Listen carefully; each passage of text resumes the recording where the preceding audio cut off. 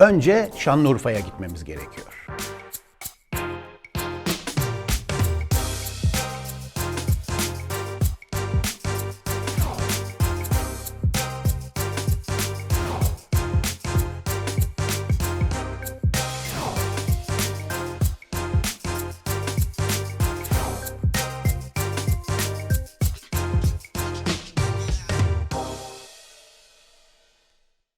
Türkiye'de mutlaka görmeniz gereken yerlerin başında Göbeklitepe geliyor. Göbeklitepe için Der Spiegel dergisi Cennet Bahçesi, Geo dergisi İnsan Yapımı İlk Tapınak, National Geographic dergisi ise Dinlerin Doğduğu Yer tanımlarını kullandı. Bunlar sansasyonel başlıklar. Göbeklitepe için önce Şanlıurfa'ya gitmemiz gerekiyor. Günümüzde 2 milyondan fazla nüfusuyla Şanlıurfa, Türkiye'nin 8. büyük kenti.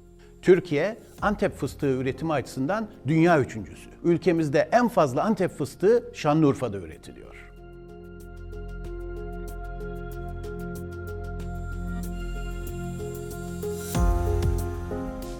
Şanlıurfa toprakları çok verimli. Ancak binlerce yıldır kuru tarım yapılıyor.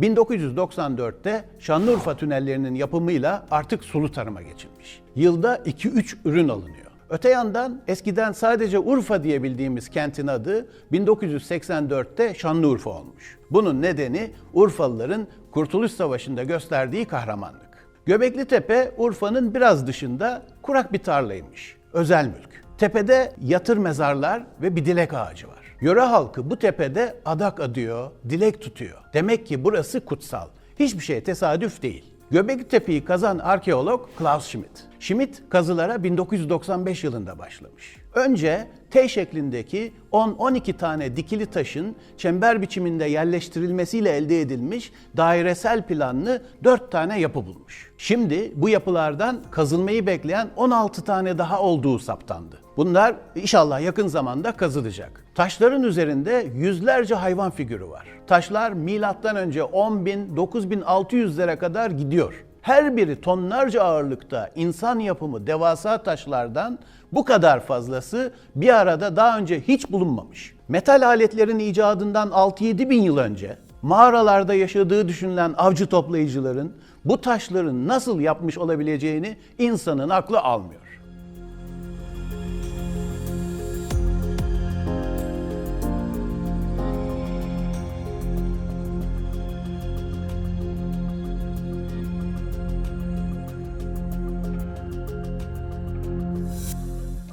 Eskiden önce tohumun elde edildiği, böylece tarımın başladığı, yerleşik hayatın tarımdan sonra geldiği düşünülüyordu. Ama Göbeklitepe'de evcil tahıl bulunmadı. Yani Göbeklitepe'nin tarım öncesi dönemde yerleşik hayata geçmiş avcı toplayıcılar tarafından inşa edildiği anlaşıldı. Bu durumda ezber bozulmuş oldu. Yani önce yerleşik hayat başlamış, tarım sonra gelmiş. Göbeklitepe'den elde edilen bilgilere göre Göbeklitepeliler büyük kamusal binalara ihtiyaç duymuşlar. Hatta bunları inşa edebilmişler. Bunu anlıyoruz. Demek ki Göbeklitepe insanlarında iş bölümü, koordinasyon ve organizasyon var. Göbeklitepe 2018 yılında UNESCO Dünya Kültür Mirası listesine eklenmişti. Göbeklitepe'de bulunmuş taş objeler Şanlıurfa şehir merkezindeki Yeni Arkeoloji Müzesi'nde sergileniyor. Burası ülkemizin en güzel ve en büyük müzelerinden bir tanesi. Müzede ayrıca birebir insan ölçülerindeki en eski insan heykeli de sergileniyor.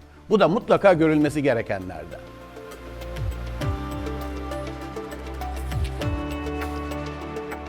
Müzenin yakınında Roma döneminden villalara ait yüksek kaliteli mozaikler bulunmuş. Çamurların içinde. Bunlar yerleri hiç değiştirilmeden Halepli Bahçe Mozaik Müzesi adıyla bulundukları yerde yerinde sergileniyor.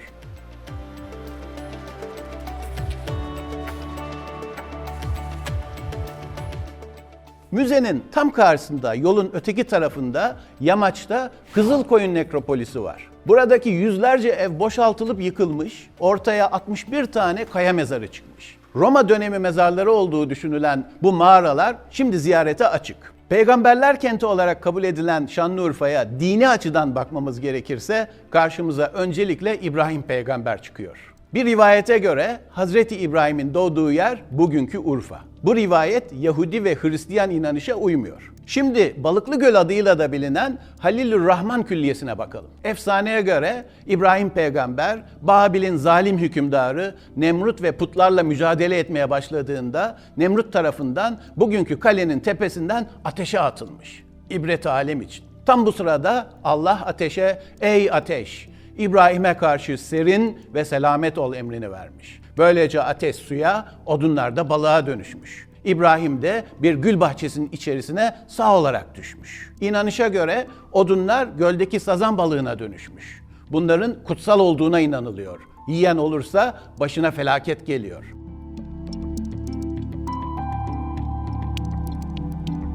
Külliyenin en eski binası Halilürrahman Camii. Bir Bizans kilisesinin üzerine 13. yüzyılda Eyyubi döneminde yapılmış. Karşısındaki Rıdvaniye Camii ve Medresesi Osmanlı valisi Rıdvan Paşa tarafından 18. yüzyılda yaptırılmış. Az ileride Hazreti İbrahim'in mağarası yer alıyor. Hikayeye göre Nemrut gördüğü bir rüyayı kahinlere sormuş. Onlar da yıl içinde doğacak bir çocuğun halkın dinini değiştireceğini, Nemrut'un saltanatına son vereceğini söylemiş. Nemrut bundan korkmuş. Hamile kadınları toplamış, doğan bütün çocukları öldürmüş. Ama bu arada Azer, İbrahim'e hamile olan karısını Ur şehrinde bir mağaraya saklamış. İşte İbrahim bu mağarada doğmuş. Günümüzde Hazreti İbrahim'in mağarasındaki suyun şifalı olduğuna inanılıyor. Şehir merkezinde birbirine geçmiş hanların en popüler olanı Gümrükhan. Kanuni döneminde yaptırılmış, 2 katlı, ortasında büyük bir avlu var. Avludan geçen su Balıklıgöl'ün suyu. Avludaki çayhanelerde mutlaka menengiç kahvesini denemelisiniz. Oldukça başarılı. Merkezden 10-15 dakikalık mesafede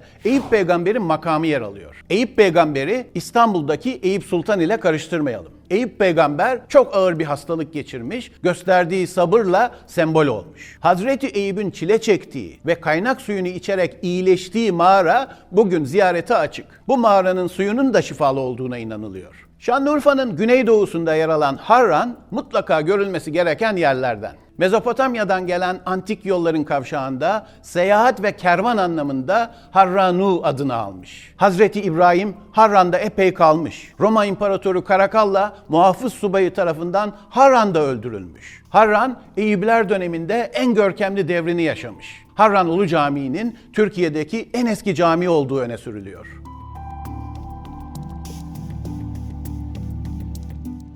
Harran'ın konik kubbeli kümbet evleri çok meşhur. Evlerin üst örtüsü örme tuğlayla yapılıyor. Zaten bölgede ahşap yok.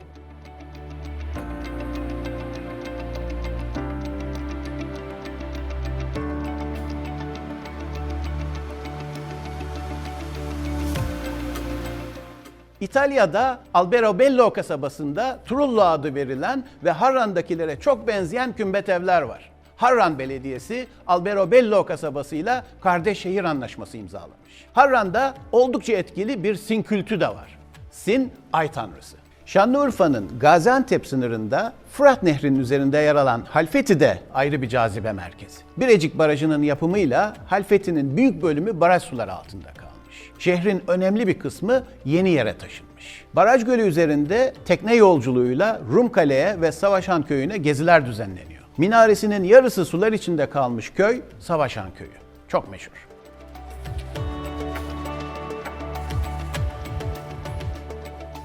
Dünyada sadece Halfeti'de yetişen bir gül çeşidi var. Buna karagül ismi verilmiş. Eğer biri size karagül verirse hayatımdan çıkarsan ölürüm anlamına geliyor. Şanlıurfa'ya gittiğinizde mutlaka bir sıra gecesine katılmanızı tavsiye ediyorum. Günümüzde sıra gecesi dediğimizde aklımıza hemen müzikli eğlenceler geliyor. Böyle düşünmek sıra gecelerine haksızlık olur. Aslında sıra gecesi sosyal boyutları olan, yüzyıllardan beri uygulanan oldukça geleneksel bir dayanışma ve birliktelik örneği. İçinde müzik de var ama en ön sırada değil.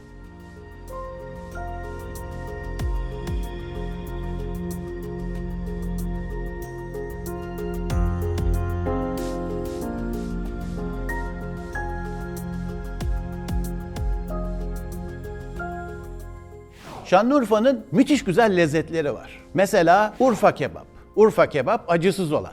Urfalılar acıyı kebabın yanında ayrı yiyor. Ciğer kebabı çok yaygın. Hatta Urfalılar ciğeri kahvaltıda seviyor. Kazan kebabı çok meşhur. Urfa lahmacunu soğanla yapılıyor. Sıra gecelerinin vazgeçilmezi çiğ köfte. Meşhur şıllık tatlısını arasına ceviz eklenmiş ve şerbetle servis edilen krep gibi düşünebilirsiniz. Urfa'da künefeye peynirli kadayıf deniyor. Şanlıurfa'da oldukça lezzetli baklava da yapılıyor. Şanlıurfa'dan dönerken mutlaka isot ve biber salçası almalısınız.